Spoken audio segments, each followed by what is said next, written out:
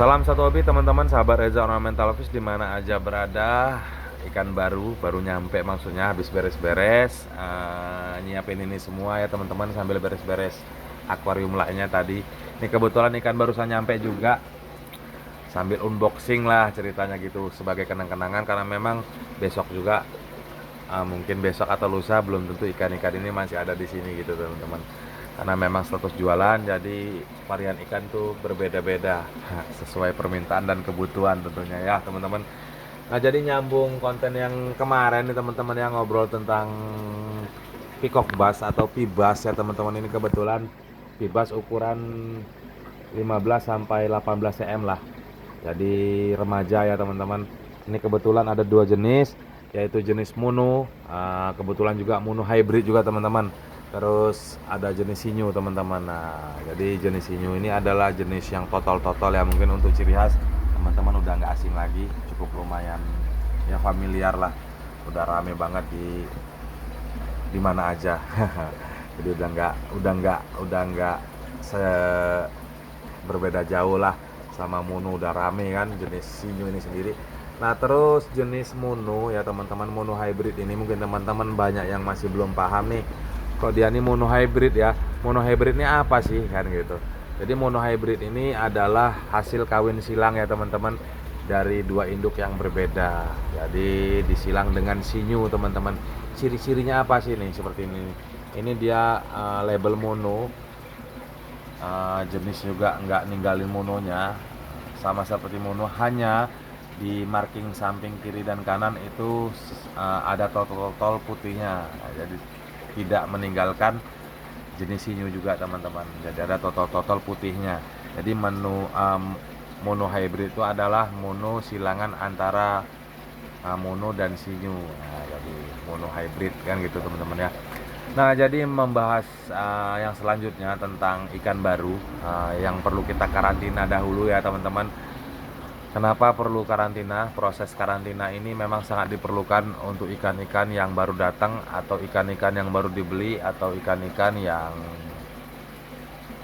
lagi sakit gitu teman-teman ya. Kenapa proses karantina ini? Yang pertama, bertujuan jika ikan itu sakit ya berusaha menyembuhkan agar ikan ini sehat kan gitu teman-teman.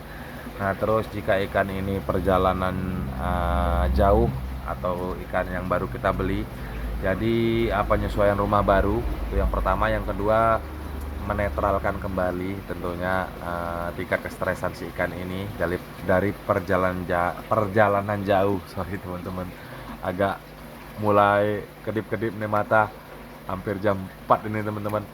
Nah, jadi lanjutin lagi proses karantina ini sendiri. Memang selain itu semua tentunya sebagai ya tolak balak lah ya. Tolak balak itu dimana mungkin kita beli nih ya, satu packing itu ada 2 atau 3, dia terjadi benturan di situ, jadi ada lukanya di situ. Nah, proses karantina ini juga berfungsi tentunya agar luka tersebut tidak semakin parah gitu teman-teman. Nah, apa aja sih yang perlu disiapkan? Masih sama seperti pemeliharaan biasa ini, karena memang cukup lumayan padat, kurang lebih 35 ekoran ya teman-teman. Jadi di sini memang karantina berbarengan. Nah, jadi karantina ikan yang baru nyampe itu biasa dipuasakan, hanya jangan lama-lama ya teman-teman, apalagi yang dari jauh, karena sebelum pengiriman itu sudah dipuasakan. Hanya juga saat pemberian pakan juga jangan berlebih, secukupnya aja. Yang penting perutnya ngisi. Jadi jangan teman-teman jor, karena takutnya juga proses karantina juga bakal terganggu, karena hasil kotoran yang dihasilkan itu juga satu kali 24 jam juga berubah jadi bakteri, itu juga bahaya. Jadi jika yang lecet-lecet juga agak sedikit susah untuk sembuhnya nantinya, seperti itu teman-teman. Nah, terus nih seperti yang teman-teman perhatikan, air masih sama, air yang sudah saya beri obat biru ya teman-teman. Nah, jadi di sini memang selalu saya membahas tentang obat biru dan obat Akriflavin HCl ya teman-teman. Tentunya di kolom komentar juga kedua obat ini nggak pernah saya tinggalkan. Saya nggak pernah neko-neko kalau soal obat-obatan tentunya teman-teman. Mau obat apa aja itu semua sama, sifatnya antibiotik. Jadi sifatnya hampir sama lah intinya. Hanya kedua obat itu atau obat-obat lainnya juga nggak akan berfungsi jika suhu di atas rata-rata baru bisa bekerja gitu teman-teman.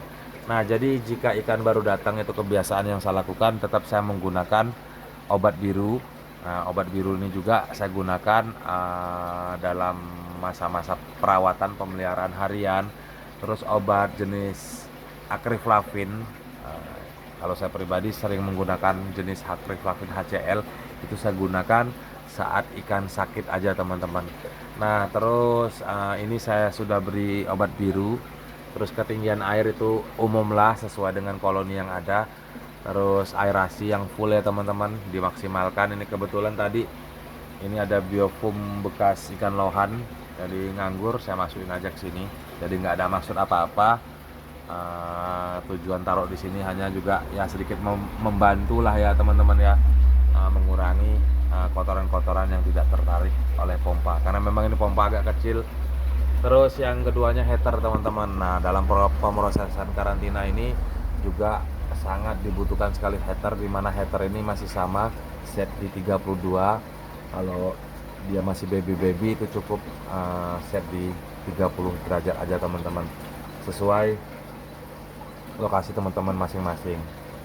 Mungkin untuk yang di daerah dingin suhu di atas di bawah 25 itu tetap kita set dalam proses karantina minimal 30 lah gitu teman-teman.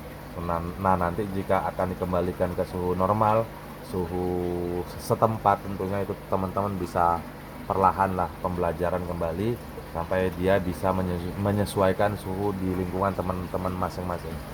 Nah terus yang selanjutnya nih teman-teman, cukup lumayan banyak juga nih pertanyaan-pertanyaan ya yang dilemparkan kepada saya selama ini tentang ikan pikok bass. Niatnya iseng-iseng tok buat konten, hingga saat ini cukup lumayan ya seneng, termotivasi. Jadi termotivasi di sini bukan jadi YouTuber ataupun pembuat konten-konten pencari pundi-pundi ya. Mungkin nantinya ada rezeki ya, mungkin itu nantinya ya mungkin bisa berbagi lah tentunya buat teman-teman semua di rumah atau para pengikut setia ya. Teman-teman doakan, sama-sama mendoakan. Nah jadi di situ ada timbul rasa semangat lah tentunya dari saya pribadi. Ada semangat, jadi ada belajar lebih baik, jadi belajar ngomong lebih baik gitu teman-teman ya, karena memang di situ ada saran kritik, ada motivasi, terus ada juga sharing ya, ajang silaturahmi ya tentunya. Nah disitulah timbul semangat akhir-akhir ini teman-teman, memperbaiki semua kesalahan-kesalahan yang lalu. Nah di tutur bicara atau pengucapan gitu ya teman-teman. Jadi mudah-mudahan ke depan bisa lebih simpel, bisa lebih teman-teman mengerti. Nah lanjutin pertanyaan tadi nih teman-teman, nggak sedikit yang bertanya terutama di Pikok Bass Baby, terus penghobi barunya. Jadi sering sekali memang mengalami hal-hal yang membuat mereka bingung tentunya dalam proses karantina ikan yang masih baru datang. Aplikasi yang saya lakukan hampir sama ya teman-teman, seperti yang saya jelaskan tadi. Garam ikan nih, tambahan tadi agak sedikit lupa. Tambahan air itu saya tambahkan garam ikan, terus heater, pompa yang berjalan, aerasi cukup. Proses karantina itu memakan waktu biasanya rata-rata 1 minggu gitu teman-teman. Jadi yang luka dia sampai dia sembuh, kering kan gitu teman-teman. Terus yang stres dia mulai normal. Terus pemuasaan juga jangan terlalu over ya teman-teman, karena memang apa ya itu tadi, perjalanan jauh itu tidak bagus juga kalau kita sampai sini kita dipuasakan lagi, karena memang dari sana juga sudah dipuasakan, tetap dikasih secukupnya aja dalam proses karantina. Nah terus untuk yang baby nih, yang masih saya ingat-ingat tentang pertanyaan tersebut, proses karantina ikan baru, ikan ini banyak yang mojok nih di pinggir-pinggir sini nih teman-teman ya. Mungkin teman-teman ada yang mengalami belikan baby banyak, dia mojok aja di sini. Kenapa sih? Apa sih penyebabnya itu? Nah, ini versi saya nih teman-teman ya. Jadi versi saya itu tetap kualitas air yang berpengaruh sekali. Terus ya kualitas airnya kurang bagus, sudah agak tercemar dari hasil-hasil kotoran atau hasil-hasil pakan yang berlebih. Jadi dia sengaja mojok, itu berebut sebenarnya teman-teman tanjak menanjak mereka di situ. Nah, jadi apa sih yang harus kita lakukan?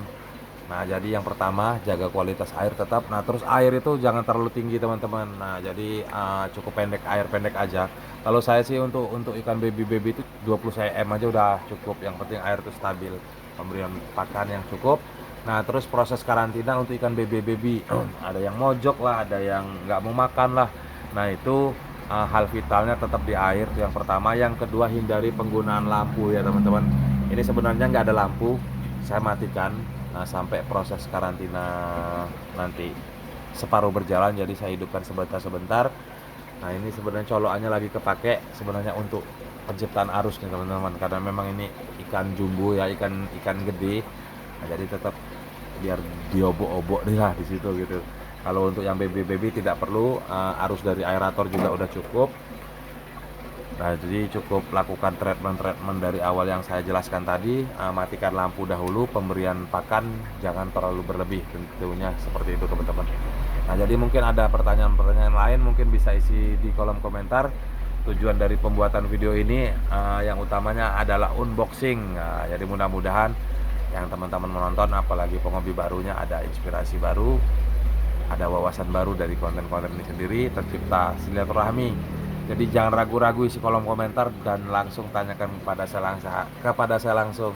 Nah, jadi nggak usah nunggu-nunggu konten saya selanjutnya. Mungkin teman-teman ada yang nggak paham atau kurang mengerti, langsung aja tanya kepada saya. Jadi mudah-mudahan ya saling berbagi pengalaman tentunya ya. Jadi sedikit panjang lebar nih, udah hampir 12 menit nih teman-teman ya. Ada kurangnya, harap dimaklumi. Ada Tengbelenyon yang ngomong, ini harap ya sekali dimaklumi. Hampir jam 4:30 nih kayaknya udahan, mata udah mulai agak berat, pikiran juga udah melamun kemana kemini, ke atas kasur aja tentunya. Jadi tetap semangat tentunya. Salam satu hobi, salam Reza Ornamental Fish.